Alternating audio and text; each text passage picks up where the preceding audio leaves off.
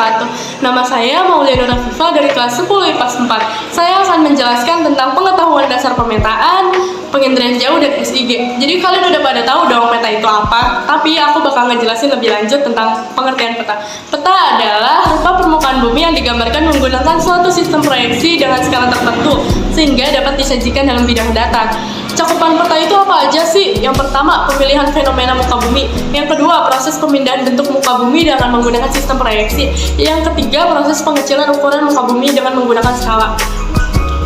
Selanjutnya, peta itu terbagi menjadi berapa sih? Peta itu terbagi menjadi dua, yaitu peta umum dan peta tematik.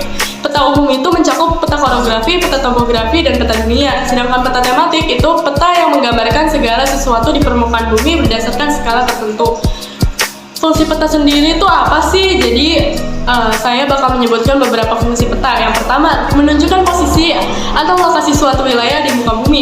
Yang kedua, memperlihatkan fenomena dan bentuk pada permukaan bumi. Yang ketiga, memperlihatkan ukuran, luas daerah, dan jarak di permukaan bumi. Yang keempat, menyajikan informasi dalam konteks ruangan. Selain itu, peta juga bisa loh untuk menganalisis data spasial dan menyimpan informasi. Kemudian untuk membuat peta itu bisa dilakukan dengan cara apa aja sih? Nah, bisa dilakukan dengan cara manual dan digital ya.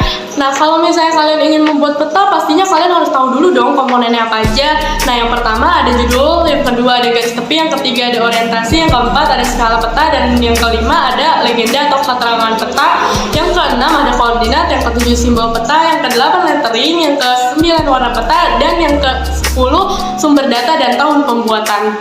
Kemudian pembahasan selanjutnya adalah penginderaan jauh. Penginderaan jauh itu apa sih? Kalian udah tahu belum? Nah, penginderaan jauh ini adalah suatu sistem yang melibatkan banyak komponen yang sama-sama saling terkait. Komponen-komponen itu ada apa aja sih? Yang pertama ada sumber tenaga, yang kedua atmosfer, yang ketiga perolehan data, yang keempat objek, yang kelima sensor, dan yang terakhir penggunaan data. Terus di dalam penginderaan jauh itu ada jenis citra kan? Nah, itu tuh apa aja sih? Pertama, citra foto dan citra non-foto. Perbedaan citra foto dan non-foto tuh apa aja sih? Kalau citra foto dihasilkan dengan menggunakan sensor kamera, kalau citra non-foto dihasilkan dengan sensor bukan kamera. Kemudian ada interpretasi citra. Interpretasi citra adalah kegiatan mengkaji foto udara atau citra dengan maksud untuk mengidentifikasi objek dan menilai arti pentingnya objek tersebut secara menyeluruh. Dari interpretasi tersebut, kita mendapatkan hasilnya. Hasilnya itu apa aja sih? Yang pertama ada pola, yang kedua bayangan, yang ketiga situs, dan yang terakhir asosiasi. Selanjutnya, materi terakhir pada kesempatan kita kali ini adalah tentang SIG atau Sistem Informasi Geografis. Kenapa sih Sistem Informasi Geografis itu penting untuk peta? Nah, karena Sistem Informasi Geografis merupakan sistem yang berfungsi untuk mengumpulkan, mengatur, mengelola, menyimpan, dan menyajikan segala jenis data geografis suatu wilayah dalam bentuk peta. Terus kalau gitu komponennya apa aja sih? Nah, komponen informasi geografis itu ada perangkat keras komputer, perangkat lunak komputer, dan manusia atau brainware.